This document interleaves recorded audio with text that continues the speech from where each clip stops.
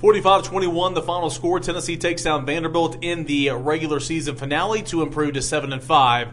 And again, conclude Josh Heupel's inaugural regular season here on Rocky Top. I'm Eric Kane with Ben McKee and Austin Price. Guys, kind of a waste of time. I mean, it kind of was what it was, right? Tennessee played maybe, a C ball game, and still beat the crap out of a team that was far inferior here tonight.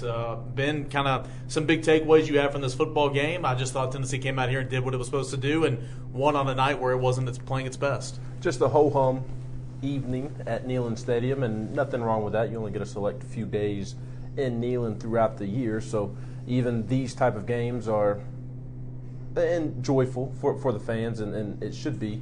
But I just thought it was a ho-hum performance. The offense kind of struggling to get going in the first half, but on the flip side, the defense playing well in the first half until that Hail Mary there at the end, and then roles kind of reversed there in the second half with the offense looking like it has for much of the season, and that's fine against Vandy, I guess, the kind of taking so long to get going. I thought it was a result of Javonte Spraggins not playing due to the flu-like symptoms that he's been dealing with all week, and Cade being out with his ankle injury. So you were down two starters, and as I mentioned to Austin, as the first quarter was unraveling, you can always tell when Tennessee's down one or multiple starting linemen. Yeah, and I think that was a good point to emphasize. Tennessee has played musical chairs on the offensive line pretty much all season long, but tonight it was obviously no Cade Mays, but no Javonte Spraggins. So your whole right side of the lineup was out. At points in times you had Davis and Ollie Lane. At other points in times you had Crawford and Jackson Lampley, or some combination of the two. So Tennessee was down. Maybe that was for some inconsistencies offensively, but still too, Austin, I thought Tennessee ran the football very well. I thought Jabari Small and Jalen Wright had some good runs here tonight. They did. Again, Tennessee had their C game. And the game wasn't close. It was never in doubt. They won by 24 points. They did not cover, though. But, this game was a ho-hum game against a bad opponent. So credit this team for continuing to, play. To this point, now they still have a bowl game left. I don't think against somebody that's, middle of the road. No, I'm not talking about Alabama or Georgia. I don't think Tennessee had just a stinker game. The Florida team that Tennessee saw is not the Florida team that, played the last half of the season. So, I just feel like that they really have played pretty well all year, and they've just not had that. They didn't lose to anybody that they shouldn't have. Pitt's about to go play in the ACC championship game, I believe. Still could have won that football game. Yes, and came down to final plays of the game. Ole Miss literally came down to the final play of the game, and Ole Miss just won 10 games in the regular season for the first time ever.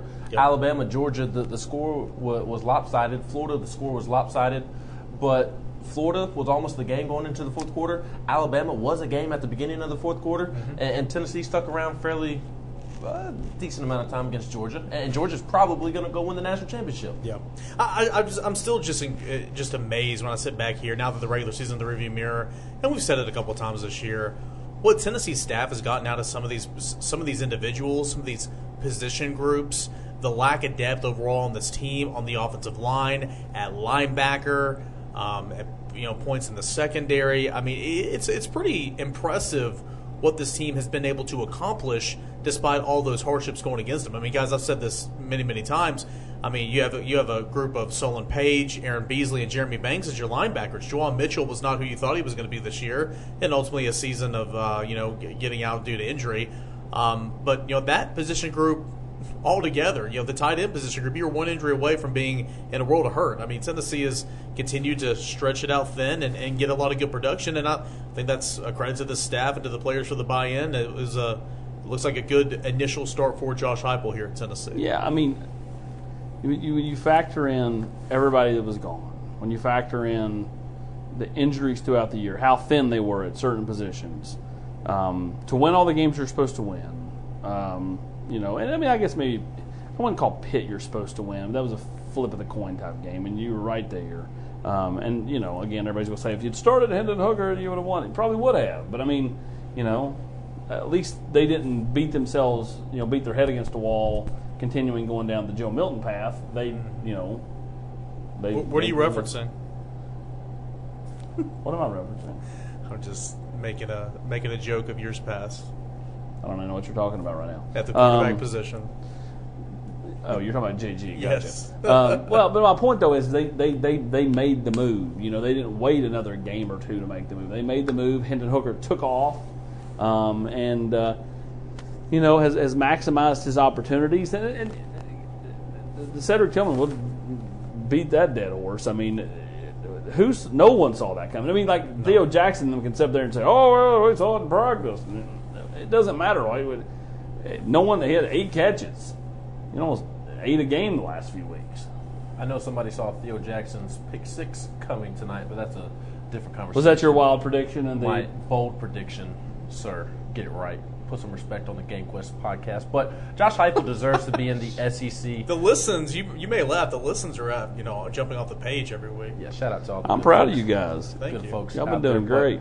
Tennessee fans should be equally as proud of Josh Heupel. And not to ruffle feathers, but Sam Pittman would be my SEC Coach of the Year, quite frankly, and that's another conversation for another time. But Josh Heupel is in the running, and I do think he is deserving, absolutely, and should be top 2, top 3. To me, I think the conversation should center around Sam Pittman, Kirby Smart, and Josh Heupel. Those 3 coaches have had the most impressive. Got to throw Lane in there too. I think you have to throw Lane. They've never won 10 games ever. Got to throw Lane in there. I'd throw him in there as well. I don't want to go down this rabbit hole, but I think Sam Pittman who's done more with less, and that would be Josh Heupel. I think it's Sam Pittman. Okay. He took over a job where they lost 19 straight SEC games, and you go look at the tweet that they sent out. Arkansas did yesterday of all 3 rivalry trophies.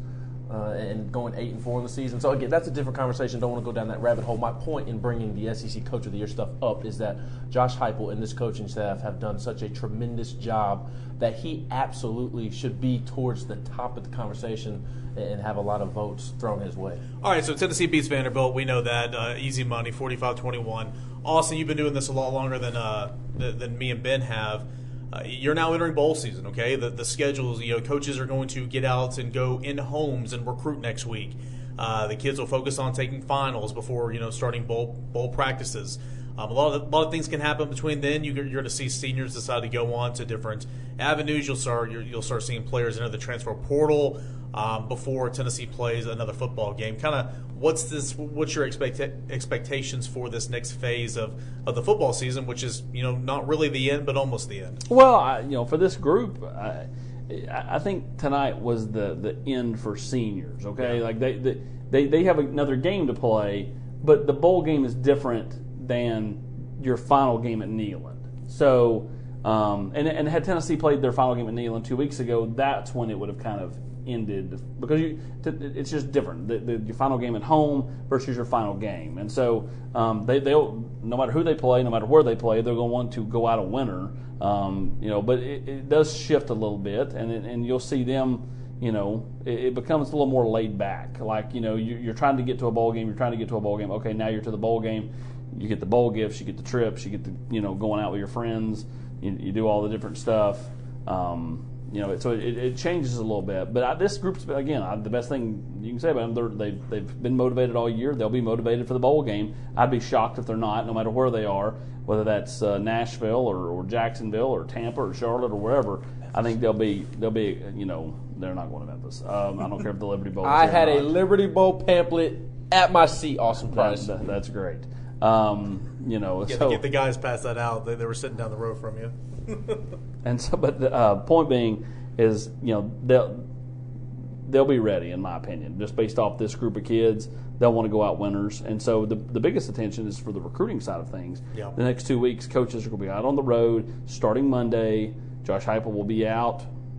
He'll be out in the state. And an 8th win would be absolutely huge. I know Heupel will be out on the road before the 8th win were to come, but that's 7 wins, that's impressive. Heupel talked about it tonight post-game, but man, 8 wins to sell after the offseason that they had, that'd be huge for recruiting. Oh, it would. Now, I'll say this. Depending on who all comes back, like the expectations next year, will be skyrocketed But the problem is like you still have to replace some really key guys, like Theo Jackson. Oh, yeah. You got to replace a guy like that. But hey, guess what? A year ago, no one would have expected Theo Jackson to play the way he did this year. A year ago, nobody would have talked about, Jeremy Banks being decent at linebacker. No one would have talked Matthew about Butler. Matthew Butler's year, or even a guy like Darnell Wright. I mean, no one, everybody had kind of high hopes still because the whole recruiting aspect, former 5-star, blah blah blah. But he hadn't done it and consistently. I thought he had a great year. Yep. He wasn't talked about, which means for a left tackle, you had a great year, especially left tackle. And was healthy. Yeah. Think about it. He never went down. Okay, I saw him. I was right next to him on the field after the game tonight, and it just we've said this before, but again, he's done a nice job of getting in shape. I mean, he just looks thinner. He looks so much thinner, and you got to be thin to play on the island out there on the edge of the offensive tackle. So, to your point, recruiting is going to be huge. You're going to have to replace and all that type of stuff as Tennessee continues on looking towards a bowl game before really getting into the second half of kind of the academic year with offseason workouts. So Tennessee wins it big over Vanderbilt, 45-21, and we'll have plenty of recruiting coverage tonight, tomorrow, and on through the next week here at VolQuest.com. For Austin Price, Ben McKee, I am Eric Kane. Again, final score: Tennessee defeats Vanderbilt by a score of 45-21.